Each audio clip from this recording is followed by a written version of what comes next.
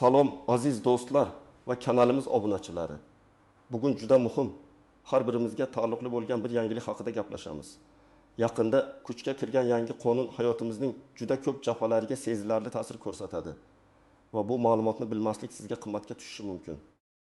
Shuning uchun bugungi videomizni diqqat bilan oxirigacha ko'rishni tavsiya qilaman. Videoni boshlashdan avval iltimos kanalimizga obuna bo'lishni va shu videoga like bosishni unutmang. Bu bizni yanada foydali kontent yaratishga undaydi va bu muhim ma'lumotni ko'proq odamlar ko'rishga yordam beradi. Xo'sh, gap nimada? Ilgari ko'chmas mulk va yer uchastkalarini ro'yxatga olish jarayoni ancha murakkab va ba'zan tushunarsiz edi. Misol uchun, ko'plab fuqarolar o'zlarining yer uchastkalari yoki uy-joylari bilan bog'liq hujjatlarning to'liqligiga yetarlicha e'tibor bermas edilar. Ba'zida merosxo'rlik orqali o'tgan mulklar o'z vaqtida qayta rasmiylashtirilmas, eski. Hatto Sovet davridan qolgan hujjatlar bilan yashash odatiy hol edi. Kadastr hujjatlarining o'z vaqtida yangilanmagani. Yer o'lchamlaridagi noaniqliklar va hujjatlardagi tafovutlar ko'pincha mulk egalari uchun keyinchalik katta muammolarni keltirib chiqarardi. Masalan, bitta hujjatda yer maydoni 6 sotiq deb ko'rsatilgan bo'lsa, amalda u 5. 5 sotiq bo'lib chiqishi yoki aksincha qo'shimcha maydon ishlatilayotgani aniqlanardi. Bunday holatlarda mulkni sotish yoki garovga qo'yish jarayonida jiddiy to'siqlar yuzaga kelardi. Davlat organlari uchun ham bu holat shaffoflikni ta'minlashda qiyinchiliklar tug'dirardi. Ko'pincha xaridorlar moliyaviy muammolarga duch kelishardi, chunki sotib olingan mulkning huquqiy holati aniq emas edi. Hatto banklardan kredit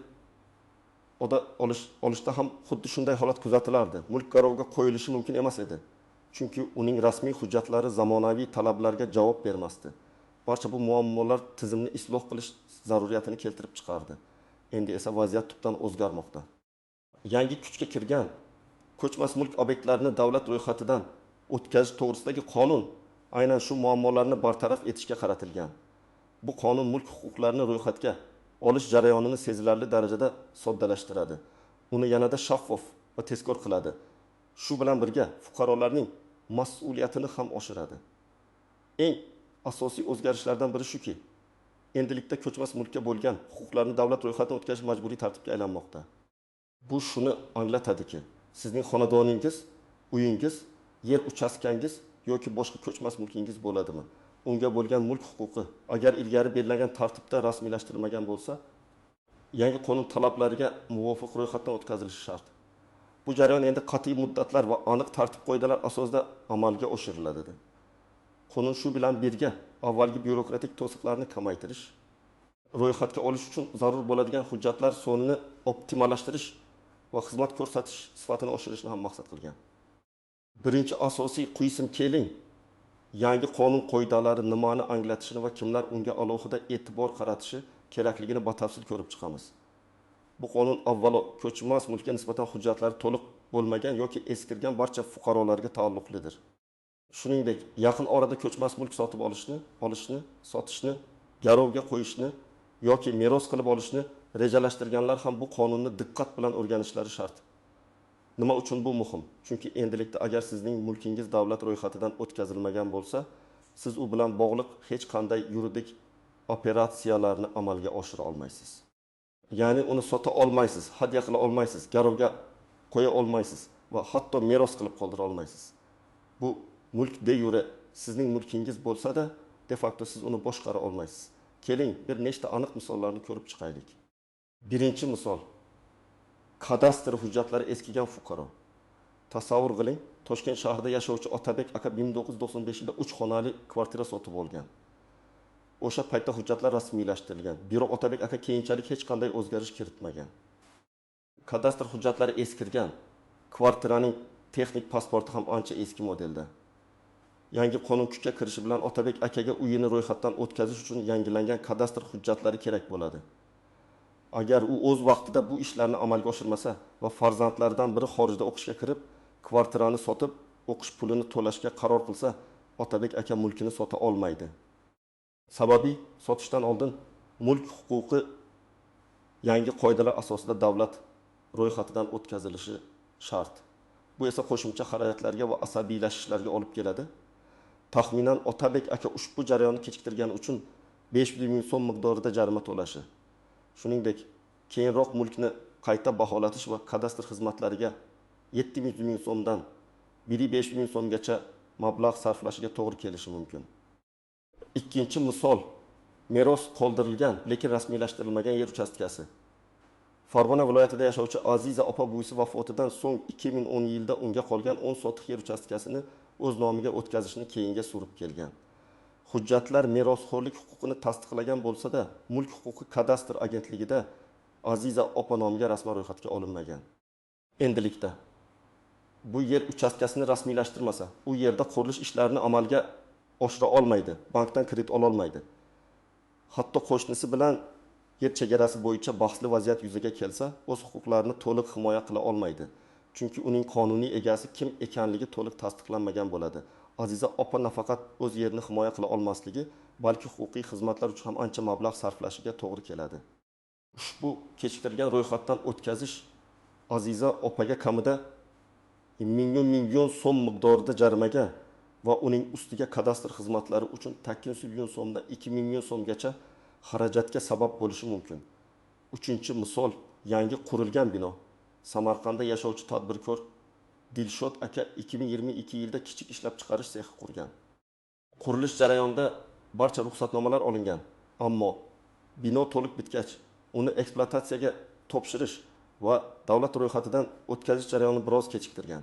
Endilikda yangi qonun talablariga ko'ra, bino foydalanish talablariga ko'ra, bino foydalanishga topshirilgandan keyin ma'lum muddat ichida davlat ro'yxatidan o'tkazilishi shart. Agar Dilshod aka buni amalga oshirmasa, uning sexi faoliyatini to'xtatishga majbur bo'lishi, undan tashqari katta miqdorda ma'muriy jarimalarga tortilishi mumkin. Bankdan kredit olmoqchi bo'lganida bank binoning davlat ro'yxatidan o'tkazilmaganligini sabab qilib kredit berishdan bosh tortishi mumkin. Bu uning biznesiga jiddiy zarar yetkazadi.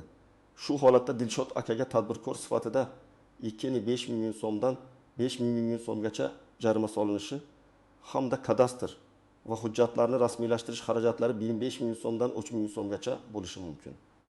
Kimlar xavotirlanishi kerak? Yuqoridagi misollardan ko'rinib turibdiki, xavotirlanishi kerak bo'lganlar mulk hujjatlari eskirgan yoki to'liq bo'lmagan mulk egalari. Merosxo'rlik huquqini olgan, lekin mulkni o'z nomiga rasmiylashtirmagan fuqarolar. Yangi qurilgan binolar, inshootlar yoki yer uchastkalarini hali davlat ro'yxatidan o'tkazmagan tadbirkorlar va jismoniy shaxslar. 4. Mulkni sotish, sotib olish, garovga qo'yish yoki hadya qilishni rejalashtirgan har bir shaxs. Kimlar xavotirlanishi shart emas. Agar sizning barcha ko'chmas mulkingiz huquqiy jihatdan to'liq va zamonaviy talablarga muvofiq davlat ro'yxatidan o'tkazilgan bo'lsa, siz xavotirlanishingiz shart emas. Ya'ni kadastr hujjatlaringiz yangi namunadagi texnik pasportga ega bo'lsa, elektron ma'lumotlar bazasida mavjud bo'lsa va sizning mulk huquqingiz tasdiqlangan bo'lsa, sizdan qo'shimcha harakat talab etilmaydi. Ikkinchi asosiy qism har bir qonunda bo'lgani kabi, bu yangi qonunda ham o'ziga xos istisnolar, e'tibor berish lozim bo'lgan nozik jihatlar va kutilmagan vaziyatlar mavjud. Ularni bilish sizni kutilmagan muammolardan himoya qiladi. Istisnolar. Va'da qilingan mulk huquqlari ba'zi holatlarda, masalan, qurilishi tugallanmagan binolar bo'yicha kelishuvlar yoki hali o'z egaligiga o'tmagan yer uchastkalari bor. Agar sizda faqat sotib olish yoki egalik qilish shartnomasiga ega bo'lsangiz, mulk hali sizning nomingizga to'liq rasmiylashtirilmagan bo'lsa, sizdan zudlik bilan ro'yxatdan o'tkazish talab qilinmaydi. Biroq mulk to'liq egaligingizga o'tgach, belgilangan muddatlarda ro'yxatdan o'tkazish majburiyati paydo bo'ladi. Odatda 30 kun. Muddatlarga rioya qilmaslik ham keyinchalik jarimalarga sabab bo'lishi mumkin. 2.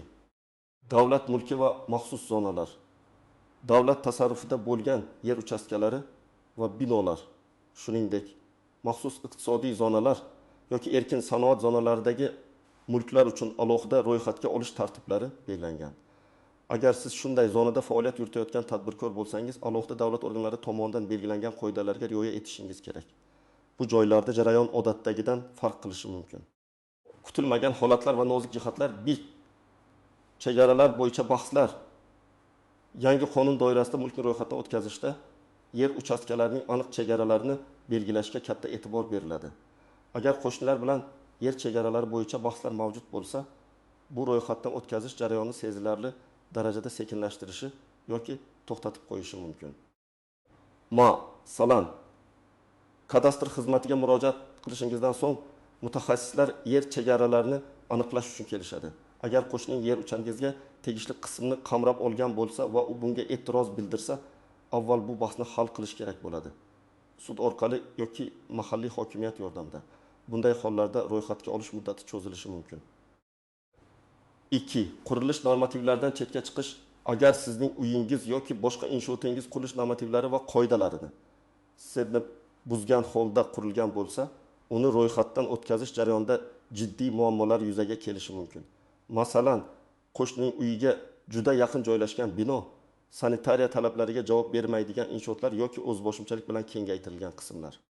Kadastr xizmati mutaxassislari bunday qonunbuzarliklarni aniqlasalar, sizdan ularni bartaraf etishni talab qilishlari mumkin. Bu qo'shimcha xarajatlarga, vaqt yo'qotishiga va hatto ayrim qismlarni buzishga majbur bo'lishingizga olib kelishi mumkin.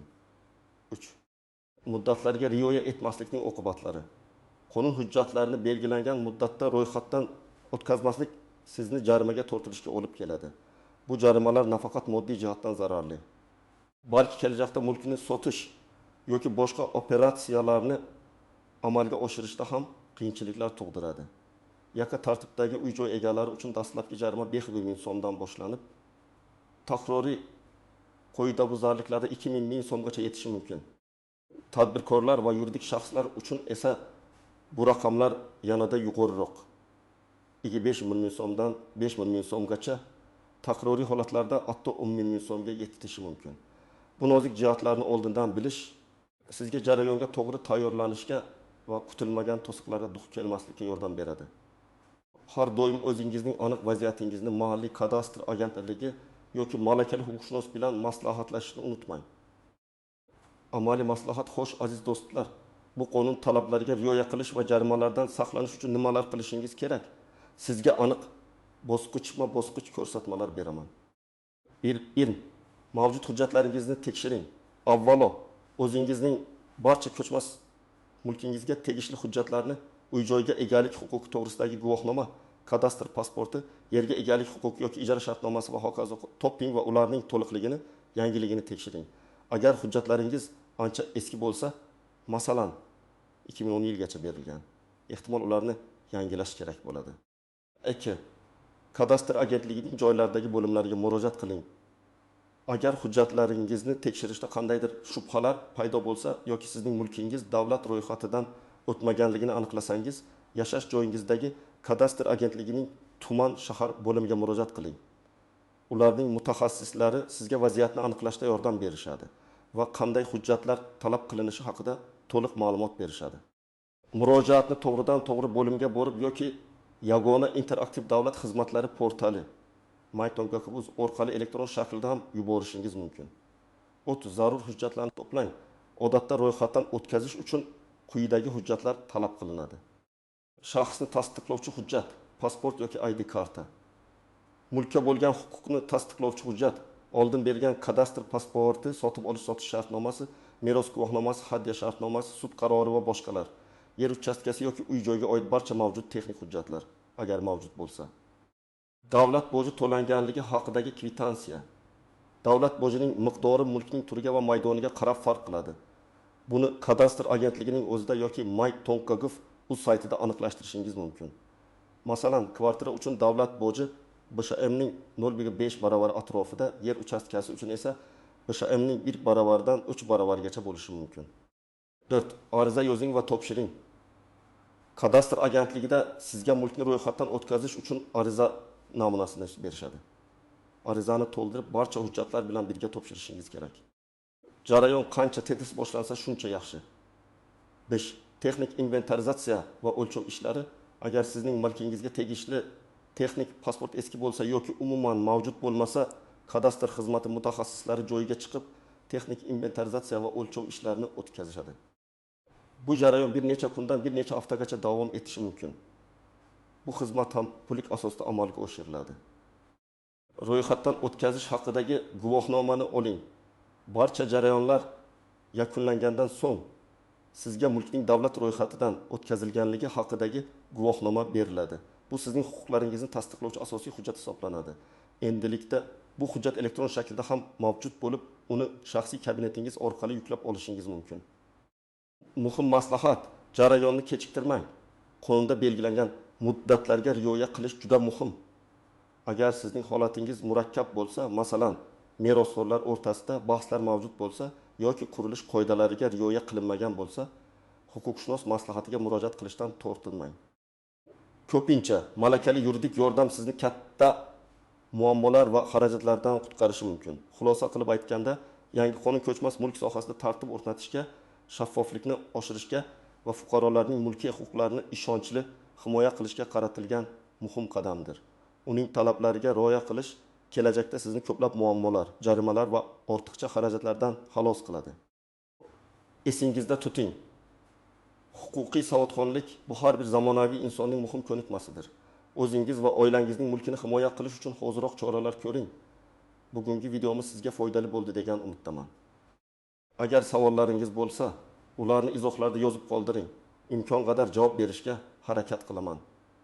Videoga like bosishni va kanalimizga obuna bo'lishni unutmang. Kelgusi videolarimizda yana uchrashguncha xayr.